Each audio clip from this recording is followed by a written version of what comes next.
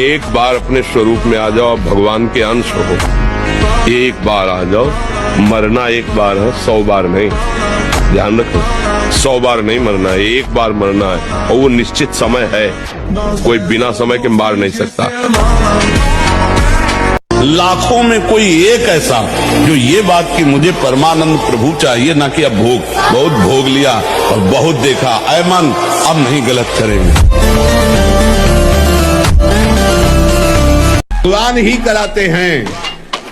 सही आचरण हुआ, पोस्टर में लिखवा दिया, नहीं चलेगा, नहीं चतुरई चतुर शिरोमणि से नहीं चलने वाली। जैसे लोग कहते प्रभु की सत्ता के बिना पत्ता नहीं हिलता।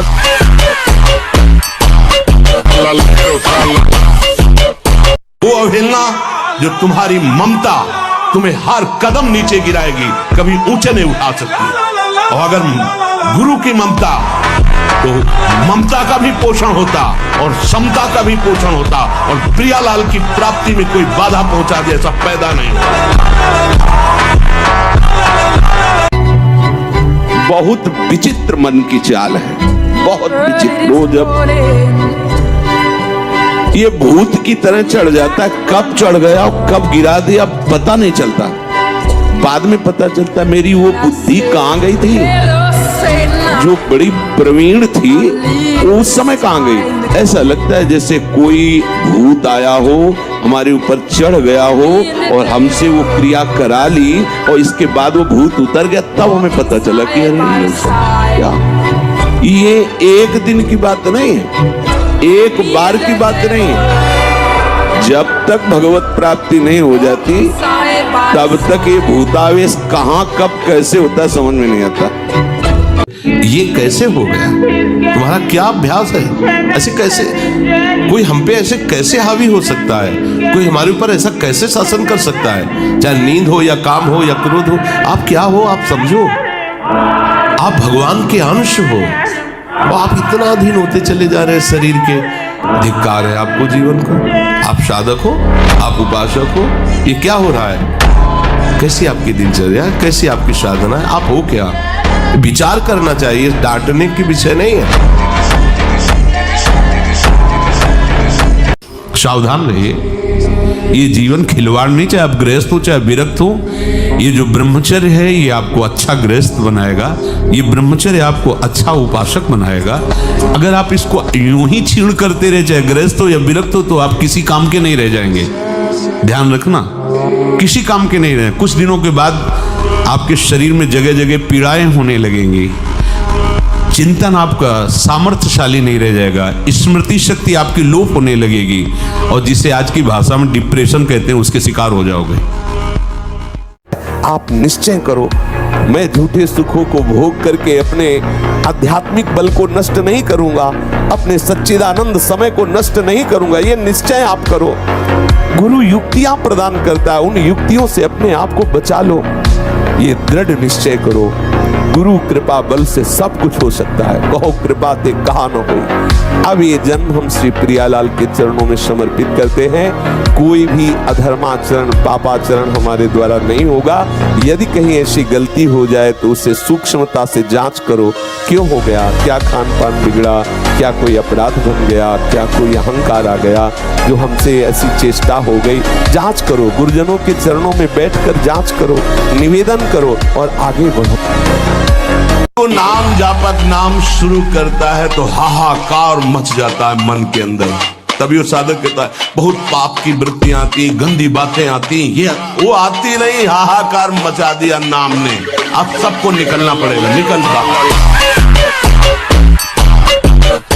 के हाथ के बाल हैं, हमको चिंता नहीं करनी, बस हमें अभ्यास करना है और भगवान का चिंतन करना। कोई भी कार्य ऐसा दुर्लभ नहीं जो हम कर न सके। हम मनुष्य हैं, भगवान के अंश, हमको हारना नहीं। 1000 बार हारेंगे तो भी हम दौड़ पड़ेंगे अपने लक्ष्य की तरफ। हार कर नहीं बैठ जाएंगे कि यार 1000 बार हार गए अब क्या जीतेंगे। नहीं, हम हार को जीत में महाराज जी नाम जब अभी कर रहा हूँ, परंतु करते करते 1-2 महीने में हस्तमैथुन भी हो जाता है और महाराज जी कसम भी खाता हूँ, संकल्प लेता हूँ, पर इस मन को नहीं रोक पा रहा, बाहर निकलना चाहता हूँ। दंड बैठक मारते हो, शरीर को थकाओ, सुबह 2-3 किलोमीटर दौड़ो, आधा घंटा दंड बैठक मारो, और जब ये हस्तमैथुन करने का मन करे तो उस समय भगवान की तरफ चित्त को ले जाओ, हस्तमैथुन से चित्त को हटाओ। जिस समय मन हस्तमैथुन के लिए गए उस समय भगवान से प्रार्थना करो, जोर जोर से भगवान को पुकारो, और उस समय टहलने निकलो, बाहर निकल जाओ, एकांत में न रहो, जैसे बाथरूम में है या कमरे में, उस समय तुरंत बाहर निकल जाओ, मन के खिलाफ चलो और उस स्थान को छुओ मत, तो बच जाओगे। समय मत दो, एकांत समय मत दो, तुरंत भाग पड़ो। वो साधु हो ही नहीं सकता जो रुपए के लिए तुम्हें साप दे, जो रुपए के लिए तुम्हें त्रासित करे, जो अपनी कामना तुम्हारे सामने रखे, वो साधु ही नहीं है।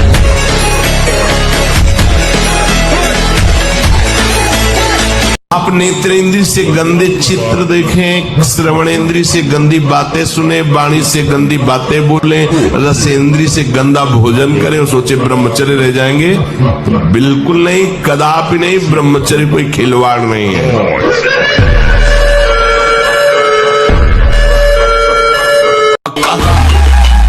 शरणागत का सारा भार प्रभु ले लेते हैं।